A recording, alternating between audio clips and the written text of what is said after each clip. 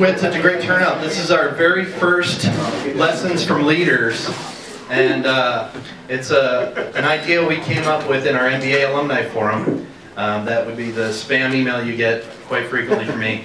I apologize for that, only a little bit. We're very, very lucky to have newly minted CEO Rick Tigner joining us tonight with our Dean Bill Silver for a little fireside chat without the fire. We can fix it. Thank you again for coming. We're hoping to make this a recurring event, and we'll have a little more details when we wrap tonight. But now, I'll hand it over to Dean Silver and Mr. Tigner. Thank you. Great. Thanks, Ron. Do you need the mic? Can you guys hear me? I have a mic on. Can you hear me? Yeah. Oh, you have a mic. Is this better? Yeah. All right, well, thanks everyone for being here. Rick and I talked a little bit yesterday about the conversation we might have, and one of the things we decided is that we wanted to keep it informal and involve everyone in the room as much as possible. Rick kindly offered that if people want to talk about something as it comes up, as opposed to us talking for a half hour and then asking questions, that was fine as well. Yeah, I think it's my preference of that. If you have a question anytime while we're talking, just raise your hand, let's answer it right away. For me, it's more about that dialogue. It's more off the cuff. It makes me feel more comfortable versus waiting until the end and then asking questions. So bring it on, I guess. Anything you want to talk about? Having taught some of these people, you better be careful when you say bring it on. You may actually get it. So let's just start learning a little bit more about your story. So share with us, how did it all begin? I'm assuming you weren't born to be CEO of the company, or maybe you were. I think I was. How did it start for you? No, actually, the good question is that I told some of the people in the room, I'm from Modesto, which is a nice little wine company called Gallo there. And so as I grew up in Modesto, my mother worked for the glass plant, actually as a laborer. She basically wore a plastic hat and went to work. But I worked at a liquor store, which this guy was the national sales manager for Gallo, and he owned this liquor store I worked at. So I knew that after I got out of college, I had an opportunity to go to work for Gallo. So after I went to San Diego State, and after I graduated from college, actually one of the experiences I had at college was I had 2 job offers. But I took the Gallo one first. This is interesting because there are MBA students in the room. And I went to one of my sales management classes, and they said, well, who's got a job offer in the room so far? So I had a job offer already from Gallo. And the guy says, well, how's it going? I said, well, I'm still interviewing. And the guy said, well, why would you still interview if you've already made a commitment to this one company? It kind of lacks integrity. Why would you make a commitment? Because they're making plans around you to actually have you come on board. So a very valuable lesson as I got into the business was it was all about integrity and being kind of a man of your word. But when I got to Gallo, I think the thing was, I didn't go to Gallo because I liked wine. And I think sometimes people think you get into the wine industry because you like the product. I didn't get into wine because I liked wine. I thought business was the way to go. I had a marketing degree, so I thought that's kind of where I was headed. And being from Modesto, that was easy. So I worked for Gallo for about 4 years, and you do a lot of activities at Gallo back in the 80s, back when, kind of jug wines or commodity wines were big back then. And America was just, at that time, really starting to learn how to drink wine. They weren't even drinking really Chardonnay or Cabernet back then. They were drinking kind of what we called, commodity wines or generic wines. And then this guy came to me in like 1986 or 7, give or take. I've been there for 4 years. And when I was a Gallo guy, I thought, I own this place. I was making like $37,500 bucks. I thought I was the man there, right? This guy came in, he offered me twice my salary, and I was gone the next day. The Gallo at the end of the day, they didn't care because they had a machine. I mean, they were a great recruiting machine. They trained you great. And a lot of people, if you look around the industry today, there's a lot of 50-year-old people in the industry that started in the 80s that went to work for Gallo. But then I went to work for Louis Martini Winery when it wasn't owned by Gallo. And what I learned about Louis Martini wine was it was about the quality of the product. It was about the vineyards. It was about the winery. It was about the barrels. And so I learned a lot about wine working for a small winery back then. Louis Martini back in the late 80s was probably less than 100,000 cases. But at one point they let all of their sales team and marketing team go. So I was like, well, I'm out of work. So I felt that pain. By that time I think I had a wife and 2 kids at that point, because I had a Gallo kid, a Louis Martini kid, and a KJ kid. And so I met this guy, Jess Jackson, in 1991. And Jess, during the job interview, Jess never really asked me a question, really. He basically just talked about what his vision was for the wine business. And back in 1991, Kendall Jackson as an item or a brand was probably the hottest thing going back in the early 90s. Finding varietals, and people were just starting to drink Chardonnay. And Jess was talking about artisan brands, talking about the estate program that he was creating. I was like, he was talking about Russian River Pinot Noir, and I was like, no one knows what the hell Russian River Pinot Noir is in 1991. And so I joined the organization then, really as a West Coast kind of division vice president of sales. But then every year, Jess kind of came back to me, and I was a division manager, and then I ran. We actually started our own distributor in 1996 in California called Regal Wine Company. So what some people don't always know is that we have a 3-tier system in our business, right? We sell to distributors to Safeways and Lucky's and stores, and then they sell to you. Is that we wanted to be a part of that system. So we started our own distributor in 1996, and I headed that up. So I had a lot of experience with my Gala background. And so we started off with like 10 people, and today we have 280 people just in that one part of our business. And then really in 2001, I became a senior vice president, and then 2010, Jess came to, actually I went to Jess one day, kind of interesting story. I told Jess, I said, today's the day. He said, what do you mean today's the day? I said, you either let me go and start my own business, because I think I can do it, or you let me have all of the production and the marketing team, because I didn't run all that at that time. And somebody else ran it. I said, the guy was just driving me crazy. I said, so it's time for me to actually take that over and let him run the finance piece and the HR and the administration and the general part of that business. And so Jess said, well, when are you ready to be president? I said, today. He said, well, then today is the day. And so that's kind of how I got to where I am today. And then really the CEO thing, really was just a matter of time coming as Barbara took over the business and we built a great team. That was a long story too. I won't leave the question. Rick, when did you actually have that realisation that you had the capacity to run the business in the way that you wanted it to be run? What was it? Was there a particular moment? Was there a process that you recognised? Was there the fact that you felt that you had a better handle on it compared to your peers in the business? Yeah, I think when I grew up in the sales piece for Jess, and I'll just stay with the KJ world, was that the culture that we had in the sales department, and kind of the sales and distribution, because we had 100 people in the sales division and we owned the distributor, which had a couple hundred, was that the culture we had in sales was accountability, professionalism, passion. We had all the tools necessarily from an evaluation standpoint. We had a recruiting program. We had succession planning. We didn't have that in the rest of the company. The issue with Jess was Jess managed in silos. And so Jess would tell me to do something one day. He'd tell the next person to do kind of the same thing. And ultimately, he was looking for input from different people. But I knew that the culture that I had in sales, if I could just take that same culture and put it in marketing and production and the rest of the enterprise, we would have a better company. And I couldn't do it unless I ran those departments. And what I told Jess one day, and actually you could ask me this question, would be, one of the things I'm pretty good at is communicating and teamwork. And what I would say is, when I first became the president, I said the most important team is the senior team. Because we had dysfunction at the top. I was the top sales guy, distribution guy. There's a top finance guy, top marketing guy. And at the end of the day, when you manage in those silos, our biggest concern was always the money, the budget. And so you fight and backstab each other because you're trying to get the budget for your department and not want that budget to go to other departments. And what I would tell you, when you have dysfunction at the top, you have dysfunction throughout the entire part of your enterprise. So in the sales and distribution part, we didn't have dysfunction. We had sort of collaborative and consensus building mindset. We worked together as a team, and when somebody didn't block, we covered that block. And you didn't see that in the rest of the organization. I really felt if I could just take that mindset, that culture, and put it in the other departments, we'd be a better organization. What I've learned after being the president for 5 years, now the CEO, whatever that all means, not much of a difference in my day-to-day life, is that the most important team probably is the senior team, but the most important team is the team, the whole team. And so some people say, and I said this before, and some things I've done, is that good CEOs fly at 30,000 feet, maybe 10,000 feet. Great CEOs fly at 3 feet. Is that and today I call it vine height. 3 feet, right? Is because the answer would be you can't just run a business from the macro level and give big picture directions. So even as the new CEO, yeah, I work on that in my big picture, but you really have to get down into the trenches and understand what's happening in all the parts of the company to be a great boss. And I wasn't seeing that in the rest of the enterprise. I was seeing these other bosses trying to manage their senior guys and not necessarily getting to know the people on the ground. And so that's when I knew it's the communication in the organization when you know most of the people. I've been there a long time. That's what matters.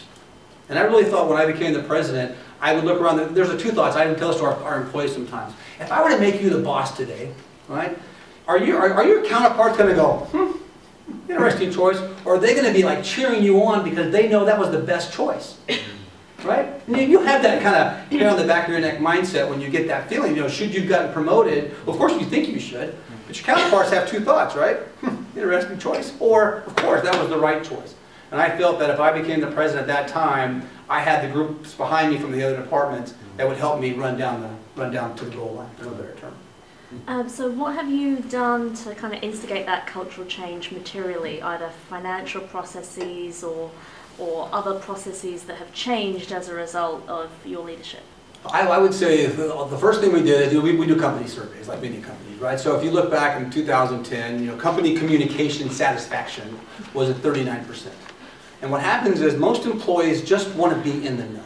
Now they know they're not going to make the decision processes of that, right? They know that they're probably not going to have, we're a private company. We don't have to give them our earnings or EBITDA numbers, that kind of stuff. But they just want to know what's going on.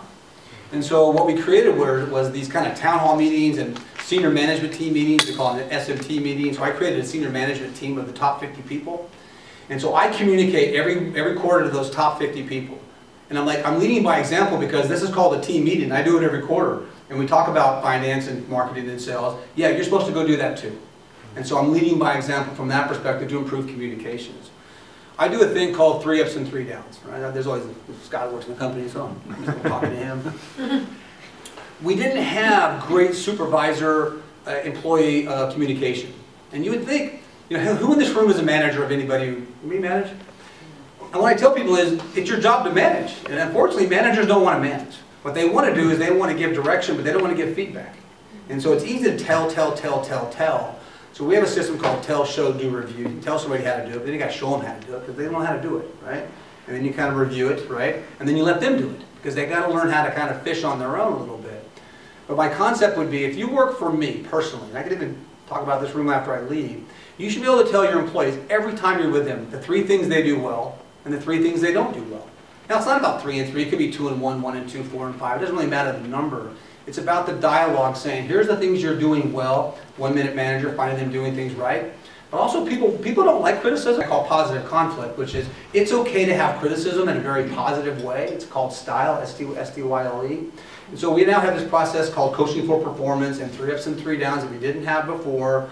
And we used to give people ratings like, you know, you're a 3.5, but he thinks you're a 3.25, and sometimes you caught it, well, I want to make you feel good today, so I give you 3.75. And I think people get caught up with a number. And maybe there's issues with grades. That's not what employees want. Employees don't want a number. What they want is they want feedback. They want to know, what is it I need to do to become a better valued employee in this organization? And what is it do I need to do to get promoted, make more money, and have a better life? And so often I do new hire tours. I'm like, do you work for our organization so Barbara Banky gets richer? Because she's already rich. You work in this company so you have a good life and you make money and you go on vacations, you provide for your family. That's why you work here. My job is to provide you a great environment while you're here. So those are some of the things that we're doing. I could just say, are there the processes, you know, evaluations and team meetings and mentoringship and training and language training, and we do lots and lots and lots of that stuff, which we didn't do before. Amazing. Yeah. I just keep talking. What are some of the other keys to success? So you've talked about communication. What are some of the others? Well, I'll give you just it's things that you take away that are action items.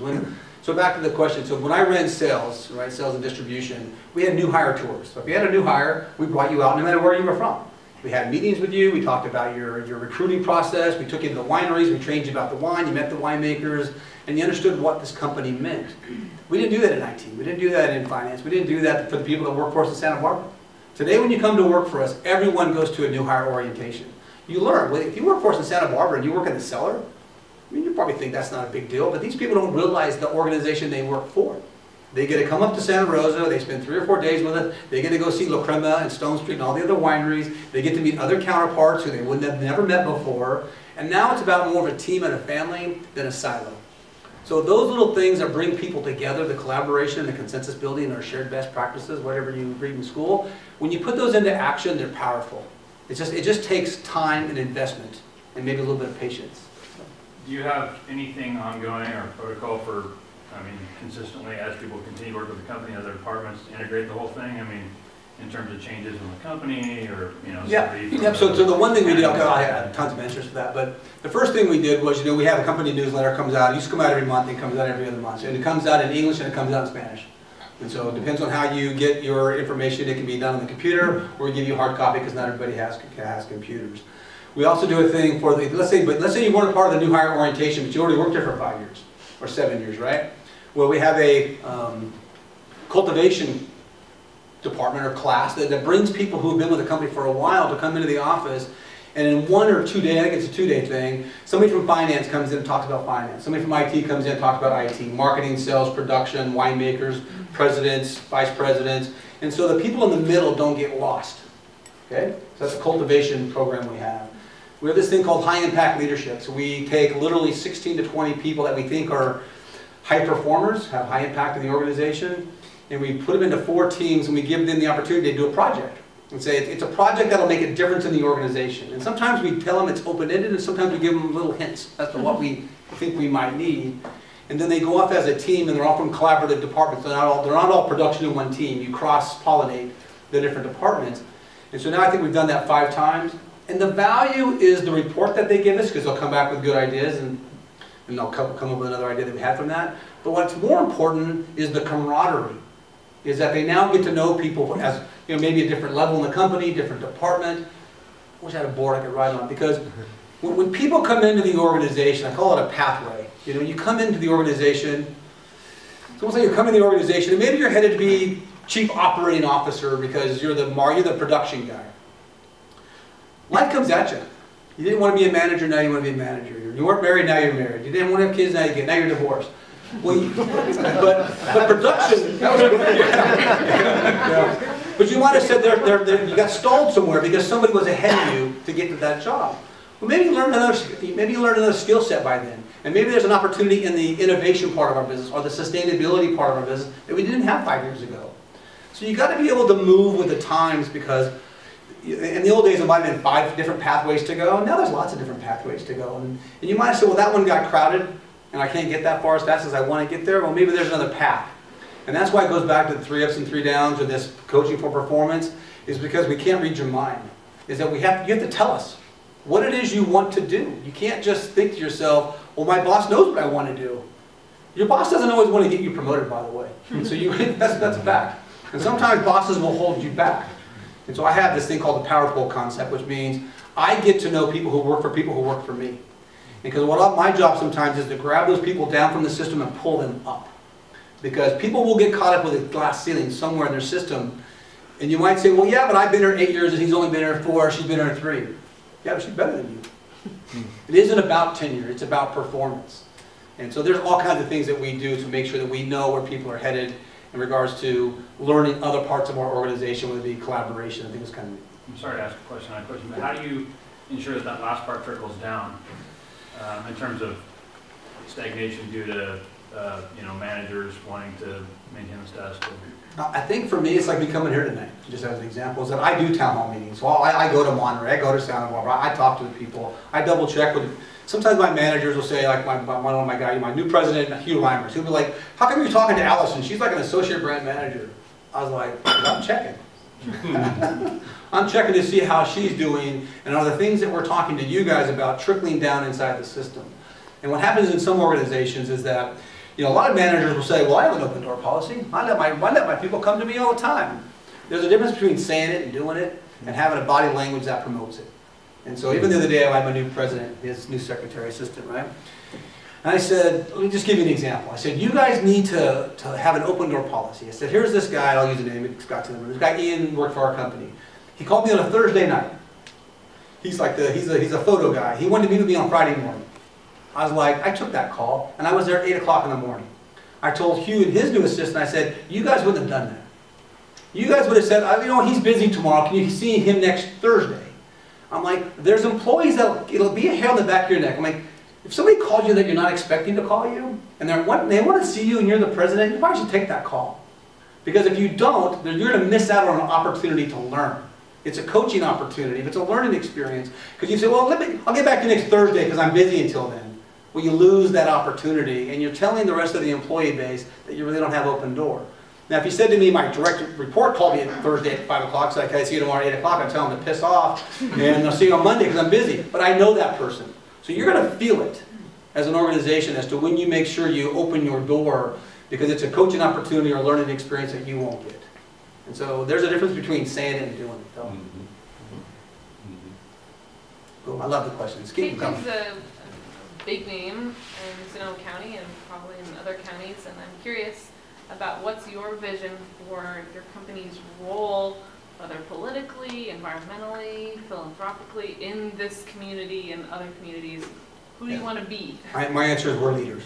It's an interesting question, not to be kind of maybe cocky or whatever. I think we're there. I mean, when you think about from a sustainability standpoint, you know, we're one of the first wine companies to have all of our properties sustainably certified, and we own 14,000 acres. That would be a lot.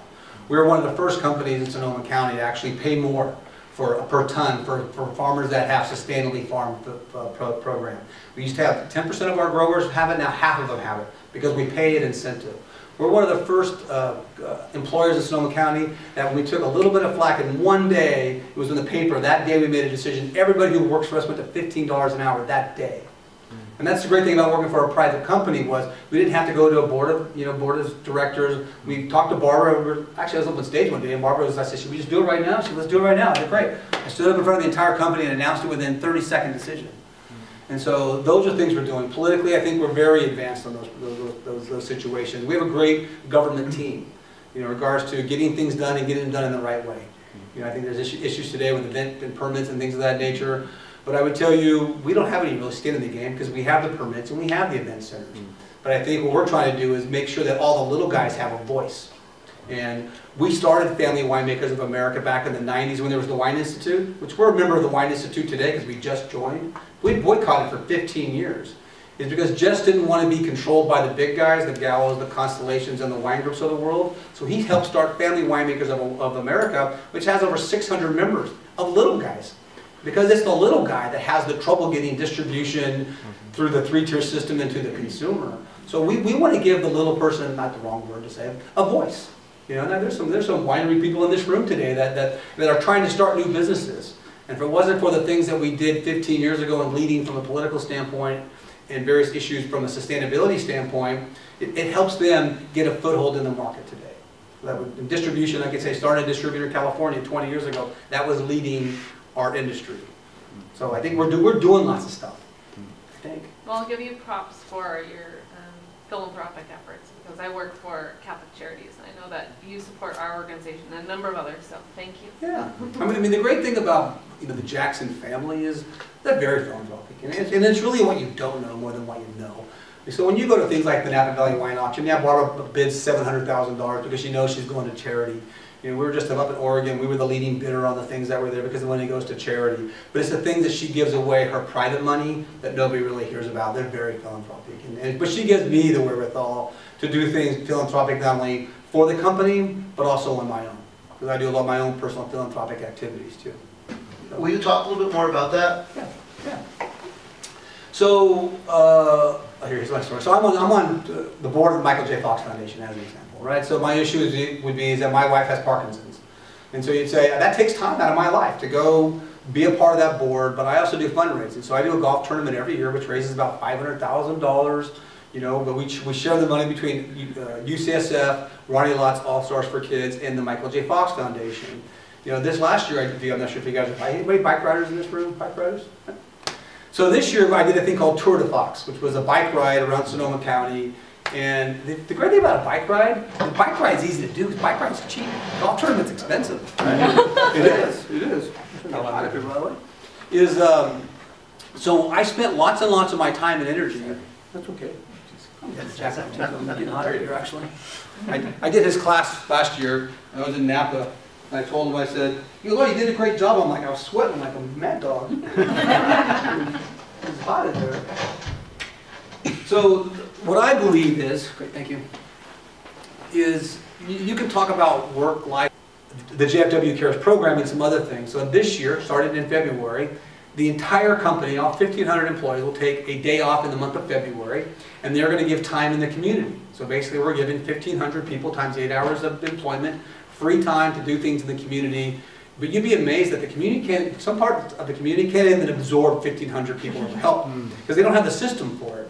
And then other than that, we actually have a program where once a year as team members of certain teams, they can take a day off of their work as a team and go do things in the community to give back. And so those are things that we don't necessarily talk about outside the boundaries of JFW walls, but it's things that we do that we think are important for our employees. And the reason I love JFW Cares is this, is that if my assistant had a problem, I'd get her the money. You want to know why? I know her. And so we've had assistants in the past that had problems with kids, and we gave them the money. You know, back a couple years ago, one of our guys had his leg amputated. It was like, he couldn't even afford the medical bill. I knew him. I gave him 20 grand, right? But what about the people who don't know anybody? They don't know who to ask. They don't know how to ask. And so JFW Cares is great because they can apply for that money, you know, kind of anonymously.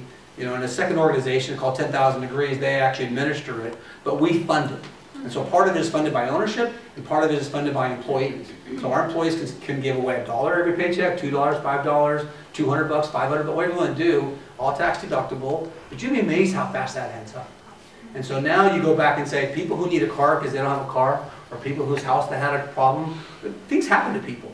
So those are the kind of things that we do that aren't really announced in the community that I think makes us leaders. That was awesome. Yeah. I think it's cool too. I think that was a cool one. You know, and there's some other stuff we do. Sometimes I forget all the things that we do. So where did you learn to think that way? I mean, I'd like to think we try to teach that in business schools, but the reputation of business in the community is often not philanthropic or self-centered or greedy. This is a very different culture. Was that from Jess? Is it your personal values? I think it's a little bit of both. I think the great thing about, I'll use the family first, because it is, you know, I work for Jackson Family Wines, that Jess gave us lots of autonomy. I mean, some people think, you know, Jess was a hard guy to work for. Jess was a hard guy to work for. You know, as long as you didn't really lie, cheat, or steal, you'd probably be okay with Jess. You know, but Jess actually gave us the autonomy to kind of run our own businesses and our own lives in that way. And Jess was very giving. And so when you watch a guy like Jess, you know, give away, you know, millions of dollars, and he promotes it, you're like, well, this is kind of just the right thing to do.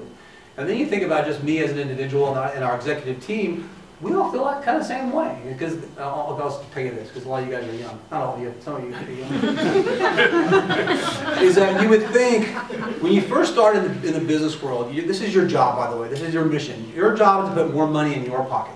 It's because you need that money to take care of your family and your kids and take care of your life.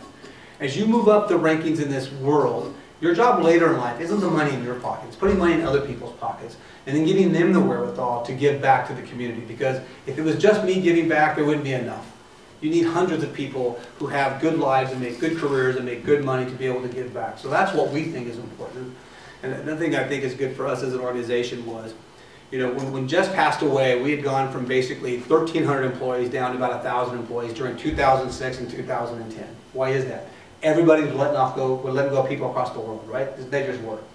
And it's only interesting because you're always like, if you were the guy that says, well, American Express laid off, you know, 50,000 people today. It's like crazy if you guys go back in time. But from 2010, we had 1,053 employees to today, we have over 1,600 employees.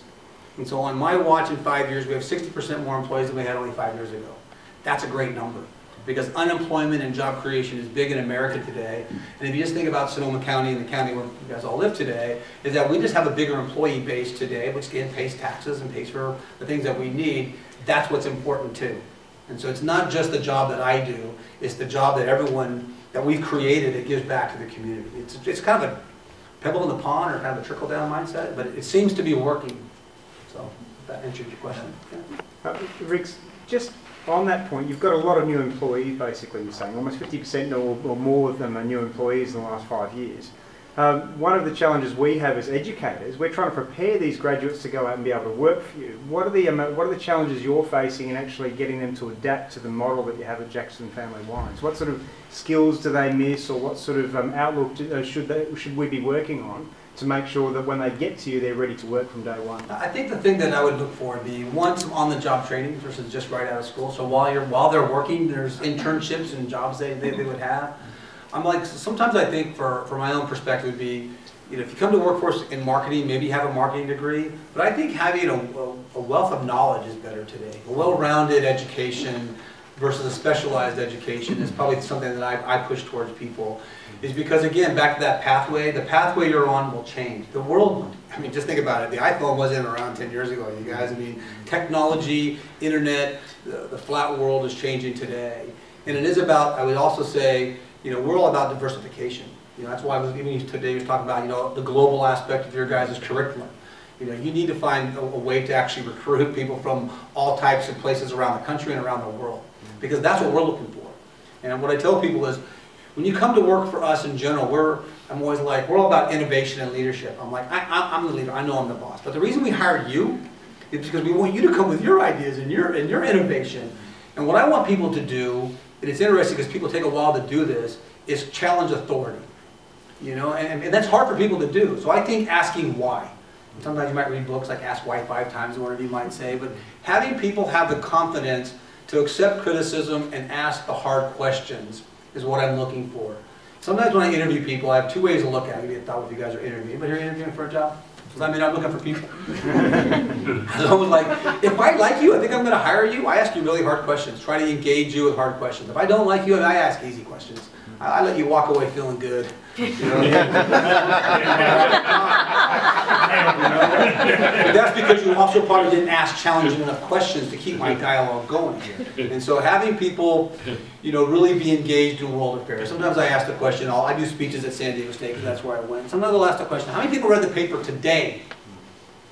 You'd be amazed how many people don't read the paper today. And I'm like, if you're not staying on ahead of current times, you don't got to read the whole paper, just read the headlines.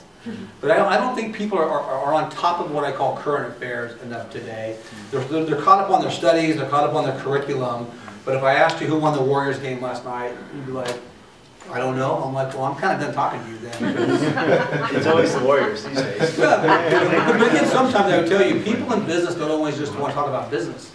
They want to talk about current affairs, they want to talk about sports, they want to talk about politics, they want to talk about all kinds of things. So having a well-rounded knowledge. I'll give you a thing that Jess told me, so back to that kind of thing. Jess told me to read a book 10 minutes every day. He didn't care what book you read. He was a war guy. He liked westerns too. Like, because you'll be amazed. Your vocabulary will increase. Your mind will relax a little bit. But people don't take the time even to read as much as they should today. So I'm about how do we step up people's, you know, wealth of knowledge and having a well-rounded, you know, academic career, I guess. I'm not sure if that answers your question, but it's because it's a tough question. You know, it's not like but I will let you one more thought. I'll choose me because there's somebody else in the room. When I went to school, I had a marketing degree, I had an economics degree, whatever. Like, the one thing I should have done to be the president is finance. Probably the thing that took me the longest to pick up. I was in rooms and people were talking about debt to EBITDA and ROIC, and I was like, I don't know what the hell EBITDA meant. You know, so learning about finance will keep you out of the C-suite. If you don't really understand finance, and I'm going to say this because there's some women in the room, and there's been some studies on this too. Mostly sometimes, this is hard to say, is that men will mentor men on finance. They will. Men will not mentor women on finance. They'll talk about how to be, you know, more vocal and stand up and be more collaborative. But the reality is, to get inside that C-suite, finance is the one thing that most people don't have that they need. So that would be my one Achilles heel, to tell people, you might be a great marketing person, the guy in the room here, but the problem is they don't always understand the mathematics of things because that's not what they're challenged to do. And having good math skills and finance skills is what will get you to the next level. I guess that'd be my one thought. Along those lines, switching gears, what are the other metrics? Obviously you're looking at daily financials of some sorts, but what other metrics do you use on a regular basis to calculate and judge how well your performance is? Well, first of all, I'll give you the soft answer. So, you know, company survey results. I watch those every year. So for 5 years, I'm watching to see how people answer certain questions. You know, would you recommend a friend? That's important to me. That metric goes up. You know, I'm looking at, you know, not just our revenue. I look at that everything, but I'm looking at our distribution. You know, how are we distributed across the globe in perspective. Sometimes I'll give you an example. We own 27 wineries and we have about 50 brands. We actually have physically 27 wineries, plus we have, you know, warehouses and trucking businesses and things of that nature. Is that you can be up 5 or 6 or 10% in our business. I'm up 10%. I'm up. That's either good or bad because you can be down on 20 brands and be up 10%. So we can have an unhealthy portfolio but still make the financial bottom line. Well, I need all 50 brands to be strong, and so I'm always watching the matrix of the portfolio that we have. The way we do it is we have 4 different divisions who monitor the 50 different brands. Is because if you just gave all 50 brands to one team, they would specialize in a certain part of the portfolio that has a more of a driver mindset, and they would miss all the loose balls on the other side.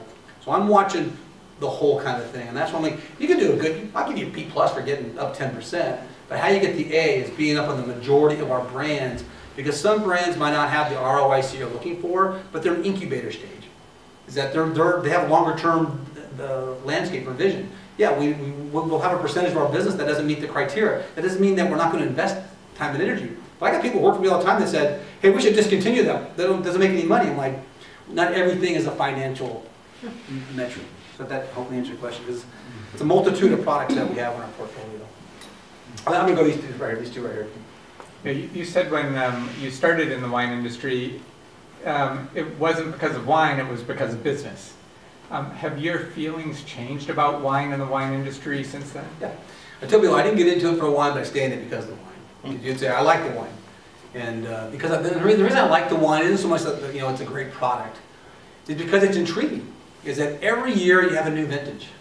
And so there's a new story, because the 11 vintage was different than the 10 vintage, and the 14 vintage is just different than the 13 vintage. So the wine has a soul to no degree, and so it's intellectually challenging, because I'm not that smart of a guy to be, but it makes for a great story. So I love the fact that every item and every vintage has a different role played in it. So I actually like that part of it. And then you'd say, it is the people. I mean, we are in kind of a lifestyle business, let's be honest, right? And so the good news, I tell people, we eat great food, we travel to great places, we drink great wine, we meet great people. We're not in the business of selling widgets. As I tell people, you get on a plane, you sit next to a guy in first class, that's probably where I'm sitting. And she was talking as a panel person. We do so many things. Last year we did 12,000 hours of training for our employees, right? So you want to learn about negotiations or how to build you as a brand. It's amazing how many of our employees take advantage of those classes. And some of the other HR people, they asked our training lady, they said, well, how do you get people to come? I couldn't get people to come to the classes. I'm like, we have all kinds of people. I think people sometimes go to too many classes. So we offer so much curriculum, because sometimes the value of the employment is more than just your salary and your vacation. It's what we're giving to you in a skill set that you can move on from our organization and work for somebody else someday. And I have no delusions of grandeur that that Scott's going to work for the company for the last 25 years like I did. I don't think that just doesn't typically happen always in the world today. But I hope while he's here, he has a great experience. He provides great leadership and great productivity, and he leaves with a great feeling of who we were. And I always tell people we have I think 11 or 10 master sommeliers who work for the company, more than any other company in the world by far. I'm like, the fact that they work for us, I think is pretty cool. But the answer is, when they leave us, they know the truth. So when they go off and they work for their company, or they go to work to be a sommelier for some big fancy per se or French Laundry, they'll have come through our archway, and they'll realize the things that we talk about are true. The vineyards we talk about are true. The barrel program we have about is true. We don't really make a bad product. I mean, every once in a while, we want to slip through the crack, but not unintentionally. So you can say so. But I think our goal is to just put so much good quality content up there, and then actually have, again, we have teachers. I mean, last year we did 4,000 hours of language classes. We teach Spanish-speaking employees English. Okay? We teach Spanish-speaking employees management in Spanish. You might say, well, why do you do that? Because if they can learn in their home language how to be a better manager, and then become a manager, and then learn English as a part of that, won't that be a better employee than making them learn English first? I mean, how many people here speak a second language? It's hard. It's hard. And so you can't force somebody. You can't force somebody to learn a second language. You can encourage them, and you can give them tools to do that. But if you give them promotional opportunities, that's an incentive to do it. And what I said when we first did it, I'm like, if we don't promote the Hispanics in the system, we'll have done them an injustice by doing all of this language training and doing all of this training. But if we look back in 5 years and we think, well, not really that many of them moved up to be foremen and supervisors or vice presidents, I'm always like, that'd be wrong. And sometimes I'll do speeches just like this. I did a trucking thing we own a company called Vinlux with the Biaggi brother family. And a bunch of people in the room, and I was like, and you can look in the room and say, there's probably not, that group's probably not going to be the next president. And you look at the room, but I don't want to judge a book by its cover. Well, I'm like, anybody in this room want to be the next president? I'm like, can we hire one of those? I mean, can we actively in this department try to hire somebody whose future would be to be the boss? Or are you truly just hiring somebody to be a truck driver? Right?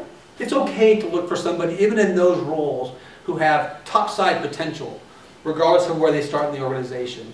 And that's tough to do sometimes, back to what I said. Sometimes bosses are just hiring for the job. And I'm like, but can we have one or two? Can you have a percentage of people who want your job?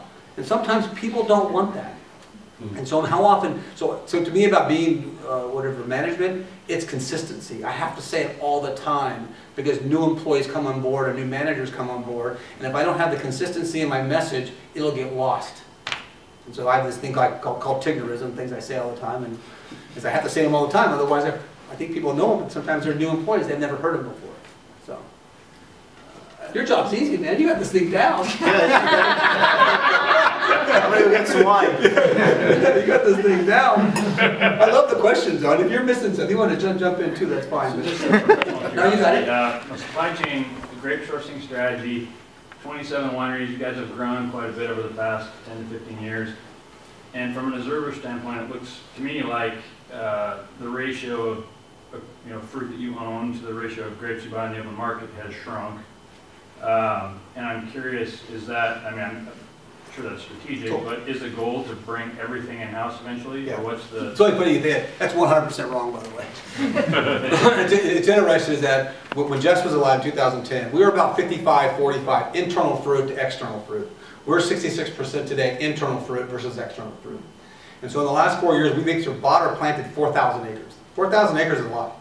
No, perhaps that's what it appeared. I mean, you guys control more than you buy. Oh, I thought you said you were the other way around. And my question is, are you hoping to extend that all the way? Or no, because there's a, first of all, you can't own everything. It's expensive. Yeah. It is cost prohibitive at some point. But about 2/3 is a good number because we crush about 100,000 tons, give or take. So our 15,000 acres throw off about 65 or 66,000 tons. But if you get to be too much of your own, right? And then you have a bad vintage where next thing you know, we were down 20 and 30% on some varieties this year, and you don't have the contracts already in place or the relationships out there, well then we'll miss it. So we know that we have to have long-term contracts. We have 3-year evergreens, we have long-term leases and things of that nature because we're looking out 3 or 4 years. So what I spent most of my time doing today, I'm already looking at 2021 as a mindset. And you'd say, I know our current capacity is 108,000 tons today. And if there's some years you might say, well, in some years to make a number, I have to do 115. I'm like, yeah, but what if we did a little bit more the year before, the 104, and try to spread it out a little bit more down the road? You might say, yeah, but now you're bringing in too much working capital money in inventory than you needed to. But it's a balance. And so we have a good sense that 2/3 is a pretty good number. But most of our future acquisitions will probably be at the estate level and up. Because Kendall Jackson as a portfolio more than likely will only grow maybe 1 or 2% a year, like 3.5 million cases. We don't need to grow it that much. Our growth plan is to grow the estate part of our portfolio, the Cambries, the La Cremas, the Freemark Abbeys, at somewhere between 15 and 20%. And then the top brands, the high-end brands, which are like the average FOB is 500, they sell for $100 a bottle. We've been growing those in 40s and 50s. Our plan is still to grow those in the 20s and 30s. And that land comes expensive. And so when you're talking about things like Verite, $450 a bottle, we're trying to control that land too. So it's a balance act. And it is about, it's about the number of tons you can crush and how many facilities you have. The answer is, you might say, well, we don't, Arrowwood we own. We don't use it as a winery today because we don't need it. Freemark Abbey is a winery we own. We don't use it as a winery today because we don't need to use it as a capacity. So we also have extra capacity in our system that's unused today if we needed it. But to use those wineries in our system, they'd be inefficient. Well, that makes you're not boutique. Yeah, but where it's made, it's actually made in Stone Street, which is still a relatively small winery in the big picture, versus our competition, which is Gallows and Constellations. They still make them in very large, industry-looking wineries. You guys can justify sitting on that production space just in case you need it? Yeah, well, here's a thought. If you had a 10 million case winery and you wanted to get rid of it, who are you going to sell it to? Limited number of buyers. So our philosophy has always been, one, I'll give you just in Sonoma County. We own a winery called Stone Street, right? It's in Alexander Valley. When less than 5 miles away is a winery called Ben, which makes KJ. Less than maybe 8 miles away is the Verite winery, very, very close. Hartford's not that far away. La Crema's not that far away. And so you think in that area, we could have just made Vinwood bigger. But it's not about that. It's about having a boutique mentality, etc. And you want the grapes to come from the vine to the winery as fast as possible. And so we don't want to have a commodity mindset, and we have lots of different winemakers who have different opinions, and we let them kind of make the wine on their own. There's a judge and jury which is called ownership, And there's a finance team, which you just can't let them make all the decisions, you know. But if you taste all of our wines, they taste very unique, and that's our goal. Now you could say every once in a while, does one taste similar? And sometimes in my own marketing team will say, well, you can't make Carmel Road like that because it tastes like La Crema. I'm like, do you not think Mondavi and Meridian and J. Lord are trying to make La Crema? I'm like, it's okay for a couple of ours, and we make hundreds, to be a little similar because we make so many. As a visionary in the wine industry, it seems like, I mean, that was really Jess's. It's insane, and that's where you would say, Jess would say, they're easier to build and buy, and they're also easier to divest or disassemble. And so to have one large winery like a Gallo would have, or even the Asting winery, which is up here in Cloverdale, you know how difficult that was to sell for those people? Because there's limited numbers of buyers that can buy that large of a facility. Yeah. Right? So you see, so that's not who we are. And so that's not how we built the organization. So I'm curious, you mentioned Verite, $450 a bottle, and it's located near Stone Street and a few others. And I've always been fascinated. I'm not in the wine industry, but I'm a consumer of wine. I've always found it interesting and fascinating, and just the price point differences. And I'm just kind of curious, you got, Verite at $450, $2 check, everything in between. What's your philosophy or methodology in terms of price points for all the various? Get as much as you can. Well, you look at the high end, the collector brands like Verite. The answer would be that's a collector world. And you can say, and I've always believed this, is that the difference between a $5 bottle of wine and a $15 bottle of wine is like that. There's a big difference in my opinion between Barefoot and KJ, or Cupcake and this brand. I think a big difference. The difference between a $400 bottle of wine and a $2,000 bottle of wine, so Verite to Petrus, is probably that much. You're talking about scarcity, you're talking about credentials, you're talking about heritage. So the answer is a lot of this has to do with marketing, not so much about margin. So you'd say, well, why does Harlan get $750 and Petrus get $200 and Verite gets $450? If we had a blind tasting test right now, it'd be close. And you'd say, well, is that one that much better? You want to spend 4 times as much for that as you would this one? So it's about what the market will bear to some degree. I guess some answer to your question. It's what the market will bear. So what's the best value then for everyone in the room? We're going to go buy a Cal Jackson wine that doesn't have very good margin because it's not on marketing, it's all on cost. I'll give you that. First of all, the best thing you should go buy is Kendall Jackson VR Chardonnay, because it's been the #1 selling Chardonnay for 25 years and will be the #1 in 10 years, because the only way you could catch up to VR Chardonnay, you need a time machine. You'd have to go back in time and buy the vineyards and get the resources and have the barrel programs that we have to make that wine. It would almost be impossible. And sometimes it doesn't get the respect that it deserves because it's so popular. It's almost like people don't go there anymore because it's so crowded. The answer is very, very good. Now, if I said the other thing, I would say probably one of our best values at the high end is a brand called Mount Brave. What is it? So, Mount Brave. Mount Brave sells for $75, $85, and basically it's kind of like it's made from Mount Veeder property where Cardinal's farm too. So Chris takes the best fruit for Cardinal, which is why it's $250 a bottle, plus the acreage, $300,000 an acre, and he picks it at 1 ton an acre, and brand new French barrels every year, etc. So Mount Brave has a low price for its cost value. So if you guys got $85 a bottle laying around, that'd be the one I'd go get.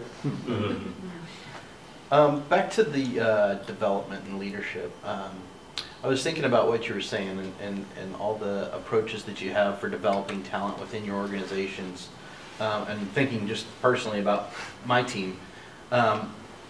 Is there something that you could do as a leader to help cultivate the desire and the drive? I've got great guys that do their job admirably, but I don't see any of them having that drive to go make that, next step that I want to be is great. And I like the 3 up, 3 down thing. That sounds awesome. But is there one thing, or just a very small handful of things you could do to sort of encourage Performance? Well, I don't know if it's performance. It's more like desire to grow outside yourself. It's only fun. I'll give you a quick little story, right? So I used to tell my kids, what's more important than family and friends? What's the most important thing? Desire. I used to tell my kid, my son has a tattoo on his back. Desire. True story, by the way. And so desire is hard to get. And so sometimes it's within you. And so the only thing I tell people is that the one thing as a manager you should do to drive people for performance or have a better desire is give a shit. Care. And so sometimes people feel that you care. Is that you're actually looking out for them, right? You're asking them good questions, you're helping them out. That's why I go to the tell, show, do review thing. Sometimes you can tell them, hey, make a better route book.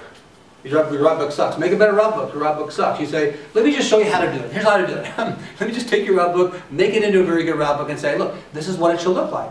And then in 2 months, I'm going to check on your route book to make sure it still looks the same. You took the time to not just tell them what to do, but you actually showed them how to do it. And some managers think, well, that's not my job. I don't understand that concept, but I'm the manager of these people.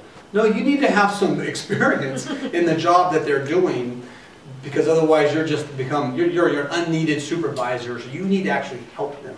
And so the caring part, I would say. And it is that thing is that I'm always like, get to know them. That's what I'm always like. But if you find that they're underperformers and they lack desire, and I wish I had a little chart here, is that, yeah, you gotta get rid of them. At some point you're doing them a disservice by letting them be mediocre performers. Because mediocre performers, I mean, here's a question. Do you think A players want to hang out with C players or work on the same team as C players? No, because they're probably thinking, well, hell, I'm getting paid about the same amount of money as that guy. I'm working on blah, blah. So this person's bringing down our team, right? Sometimes I think there's two guys in the huddle, right? Two good football analogy, right? There's two guys in the huddle. It's fourth and goal, right? So if you don't get the touchdown, you got to get the ball back. So there's one guy in the huddle who says, do not give me the ball, because I do not want to be the GOAT. If I fumble, I will be an embarrassment. That's not the guy you want on your team. The guy you want on your team, or the person you want on your team, I should say, is the person who says, of course you're going to give me the ball. I may not make it. I'm going to die trying. And so the question always is, which one are you? And which one of those people do you want to work for you? And so if you don't have that sort of spirit on the person who works for you, well, at some point you got to come to the realization that I may not be able to, you give a chance. There's always evaluation time. But if you have the question, how long do you think a bad hire stays in a company? 12 months? Too long. 24 months? Long. I think it's like over 20 months, because you evaluate him, you give him a performance program. Next thing you know, you get promoted. Now he works for you. You think you're going to make him better. Next thing you know, you're worried. They linger. And in some organizations, I call them imposters. Is that sometimes they're salespeople or they're marketing people. They were never designed to be salespeople or marketing people, but they got into that part of the company because that's just where they were. But they don't realize till later in life, that's not their passion, they're not really that good at it. And so you got to find people that are called not really pure, so you got to weed out the imposters as your organization, because somehow they got to work for you. Now whether you hired them or not, sometimes, well, you didn't hire them, but you're looking out for them. But, I'll get a question, so I tell people, how many people do you think, if this was a new hire tour, I would say, how many people in this room think we have C players? Everyone thinks, well, we got C players. Do you think we only hire A players? And you would say, yes, because we all just got hired. We just hired you, so do you think we only hire A players? The answer would be yes, but the answer is every year, and you might even say, we have 1,500 employees. So if you said 5% of the population are C players, it's probably more, but let's just say 5%. Maybe 75 people. So it means every year we should weed out 75 people of the organization, right? And find 75 new employees. But if you had a graph, you'd say, well, that moves up the bar. And if you do that the next year, the bar moves up again and again. So if you used to be a B player, and the bar got risen a couple different times, and you haven't improved, well, now you're the C player. And so you just got to have that hard conversation with those employees so they know where they're at. And so that's what I have a heart to heart and say, if there's somebody who's not performing, you got to tell them. And what I tell people sometimes, I use a bad example, would be, if I fired you for being a bad typer, you're not a very good typer, Brian, I got to let you go. You'd say, well, if you'd have told me 5 months ago I wasn't a very good typer, I would have become a better typer, because now I got to go home and tell my wife and kids I got fired. You should have told them already. And so I'm a big believer in telling people the truth all the time, blunt honesty. I'll give you another example. It's the holidays. It's the holidays. And let's say we're going to fire somebody. Bad word. People don't always get fired. You say, would you fire them today, or would you wait till January 1st? Let them get through the holidays. A lot of people would say, let them get through the holidays. It's inhumane to fire them for the holidays. Here's the reality. That person's got a situation. He buys a present. He buys a car. He does something he would not have done during the holiday time frame if he knew he wasn't going to have the income in January. So did you do the right thing by waiting? Or did you do the hard thing by doing it when you should have done it, so the person saved the money he would have spent otherwise? And so a lot of people would say, I know, but that just sounds mean. Right? It is mean.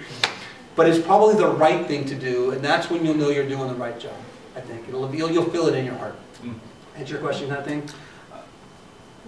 Give me some ideas. Well, it's hard to say, how do you create desire in somebody who's not motivated to do something? Like, hey, pay more. Maybe I wasn't real clear. $5 more an hour if you do that job. I have some technical guys that work for me, and they're very highly qualified to do their job, and actually they do their job exceedingly well, but they don't have the drive to move up in the organization. And I think there's a place for high-performing people that want to do that job and do that job as best that can be done. That's what I would say. Here's what I tell people. Let's just say you're in what position? Whatever job you have in our company. Let's say you don't want to get promoted. People are okay with that. Well, then just be the best one of those you can be.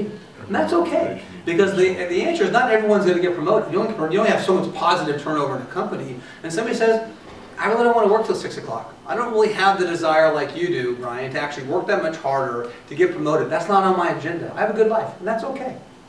You know, I'm a big promoter in people that, you know, want to have life balance. And so I'm always like, they're not as motivated as you, and that's okay. But just make sure they're really good at what they do, and that's going to be okay. But they're going to have to know the ramifications of that. They can't come back to you in 12 or 24 months and say, hey, well, you know, Paul got promoted over here. Yeah, but we had this conversation already. And so it's managing the expectations of the people that work for you with hard, honest dialogue. And I call it positive conflict. You don't got to be an asshole to have conflict and hard conversations. It's how you do it. But you can't, if we all agree today on one message, well, then got the wrong people in the room. Right? We need people to disagree in different opinions. People come from different backgrounds, and you need to encourage that. And you would think I've been with the company 25 years, and I would discourage change. This is the way we do it here. So I built this company, that's how we do it here. I'm probably the furthest from that. I'm always encouraging challenging authority, and so giving people a voice and an opportunity to critique you too. You know, I love the company survey, and when I first started doing the survey, people thought, oh my God, I'm not going to write my name down, or if I write who I am, they'll know who I am, they're going to come get me. I'm like, that's a conspiracy. Even my own assistant, she was like, oh my God, they're going to track down who I am. I'm like, I'm almost the boss, why are you worried? I said, I'll be so proud someday when people fill out the survey and put their name on it. And so I think Brian's a bad manager, my name's Vicky. I'm like, how good is that? Because now I can understand Vicky's perspective and try to help Brian get to a better place, right? Sometimes people come to me and they'll say, you know, we got problems out there. People in the sales department are doing something wrong. Well, who is that? Well, I can't tell you because it's supposed to be confidential. Well, then get the hell out of my office. Because I can't help you. Or I can't fix the situation unless we have a hard, honest conversation. And it's not about protecting and not having confidentiality. It's about, if you got a problem, then address it with them. Don't come to me and say, Bill's a problem. Why don't you go tell him he's a problem? Well, conflict. I've had people who work for me, this guy, Jeff Wilson, he's our chief legal guy. He used to say, well, people in our company, they don't do this, this, and this. I went to an executive meeting, I'm like, who? Like marketing? You mean Steve? Because he's sitting right there. They'd be like, yeah, Steve. I'm like, well, just say it to Steve. Don't say it to me. And what's happened took a long time. It takes time for people to actually come out and call people on the mat. But it's how you do it, right? You've got to have a positive atmosphere. Yeah. So all along your professional career, you have implemented a lot of changes and you know, innovations and whatnot. But sometimes you have also faced failure. So how have you dealt with it, and how you keep your team motivated when you? Yeah, I'm a humor guy. I'm a humor kind of sarcasm guy. So I think I deal with it. I make mistakes all the time. You know, one of the biggest mistakes, people say, what's one of the mistakes you made is that when I first took over as president, I asked Jess, what is it you want me to do? You know, what's my kind of mission? Jess was like, pay down the debt. I was like, okay, pay down the debt, got it. So I created this thing called Grape, like growth, revenue, assets, production. You know, you learn that in management school. You have some anonym or synonym, and you create this thing. And I did a bunch of meetings. I'm like, our goal here is to pay down the debt. We're going to do growth. And I think it scared the hell out of people. We have debt. We're like, no, we don't have too much debt. We manage the debt. But it scared people. I was like, I gave the wrong message. And so this is the way the story goes. I went back to all my team. I'm like, well, what is the vision of the company? And people say, well, to be family owned or make great wine or do this and do that. So I asked Jess one day, I'm like, hey, Jess, what is it you really want us to do other than pay down the debt? It scared people. He goes, I just want to be the best damn wine company in the world. And I was like, that's good enough for me. You're the boss. So our new vision of our company is to be the best damn wine company in the world. And the reason I like that is because it's not like a 40-yard dash where I win and you lose. It's hard to describe the best, right?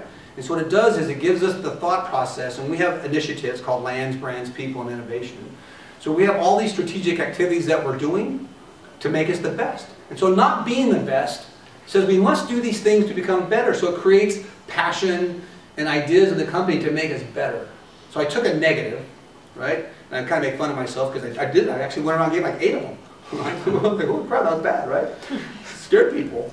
But you took that and I said, I just turned around and said, I got to change that and turn it into a positive. But when we do things wrong, I'm always like, you got to laugh at yourself a little bit. You got to look in the mirror and say, we're just people. We're, you know, people get out of bed trying to do a good job all day. I don't believe in a conspiracy theory that someone's coming into work today to screw me out of $1. Right? Like you're trying not to work an extra hour. I don't think that. I think people come to work every day and they're trying to provide a value. Sometimes they just don't know how. Sometimes they just don't know how. Or they don't have the same ambition and desires that you have. And that's okay too. But if that doesn't fit on your team, for an example, you just got to find a new person. And sometimes people get miscast.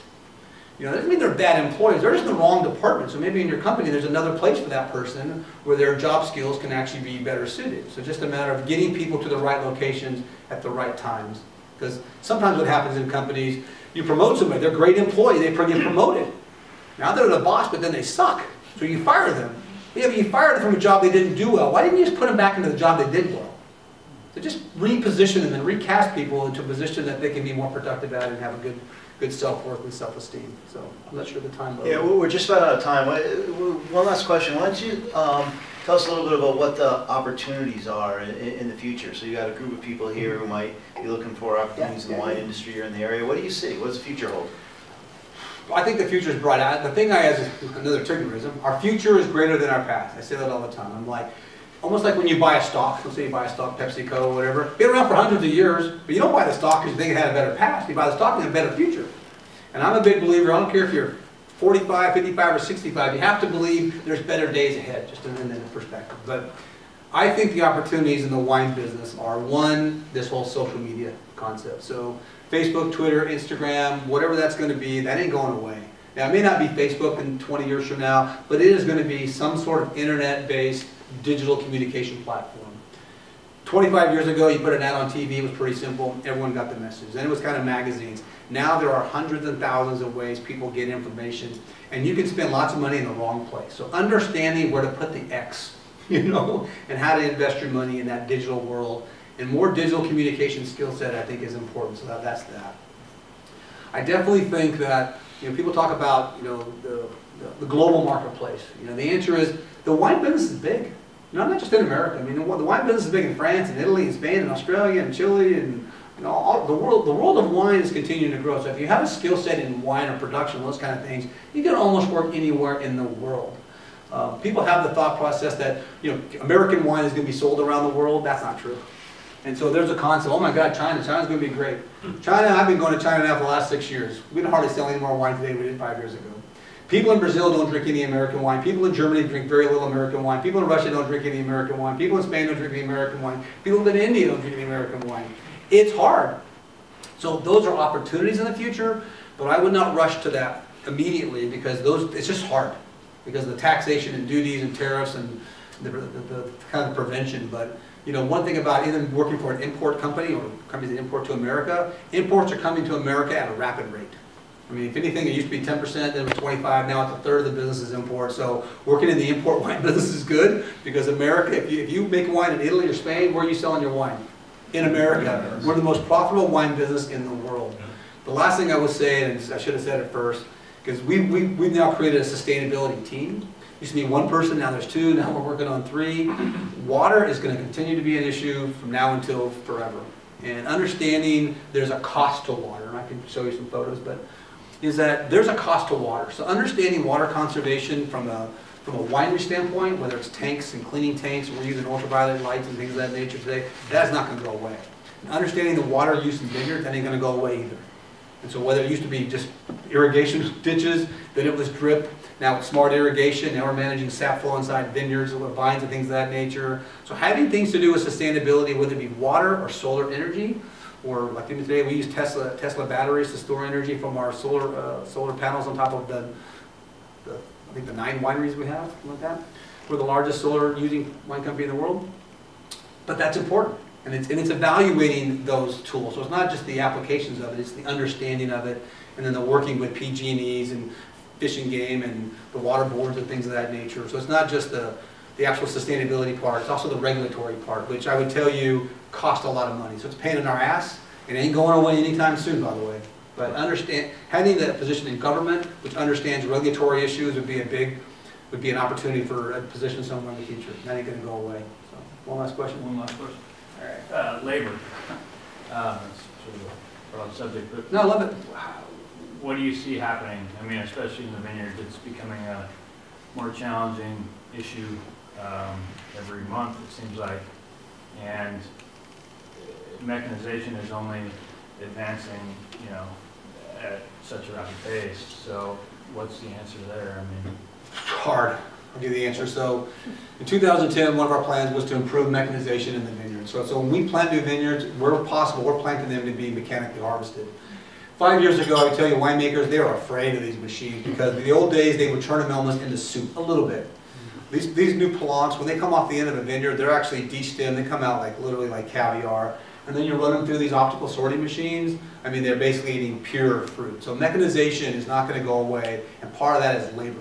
Okay, so in places like Monterey, where we're actually, challenging for labor against blueberries and other vegetables, row crop products in there, it's tough, right? So even recently, we hire farm labor contractors to bring in labor for our places. This year, believe it or not, we've had people, farm labor contractors, come to our vineyards, they look around and they walk away. They don't want to do that that day. Maybe it wasn't enough harvest, it was too difficult of a slope. Like, we can't have that, you guys. And so whether you have a good H2A program, which is going down to Mexico and bringing people in, it's a lot of regulatory issues. We're going to continue to use that as a resource. So I'm a huge advocate. I even talked to my team the other day, I'm like, how do I help now that I'm not as busy as I was before with this immigration issue? And whether it's a guest worker program or a blue card or something of that nature, we need it. And you might say, well, they're still in American jobs. And I'm telling you they're not. And that's just, the answer today, we're not going to deport 11 million people. It ain't going to happen either. No. And so we need to get past this. I'm a Republican. It drives me crazy, all the issues over immigration. I'm always like, I'm not really afraid of Jose. I'm afraid of the Taliban. But I don't think we should be so concerned about them. Yeah, you have to protect your borders and those kinds of things, but we need a program to get people to work here. So what we're working on is creating our own FLCs, doing our own H2A programs, because we can't have that problem. Our concept would be maybe we have our own H2A, we go down to Mexico, we hire the people, we train them in Mexico in the off-season and bring them up as skilled labor. Because when you bring them in, you have to pay them the same wages and benefits that you have your existing employees, and we're okay with it. We just need the workers.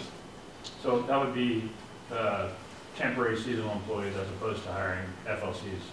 Well, we use FLCs currently now. Sure. We've had some FLCs that have literally walked away. Yeah. And that pisses me off. And I'm like, well, how do we create our own FLCs? We can do it ourselves. And so there's H2A programs, and that's kind of a guest worker program. There's FLCs, and then there's your own employees.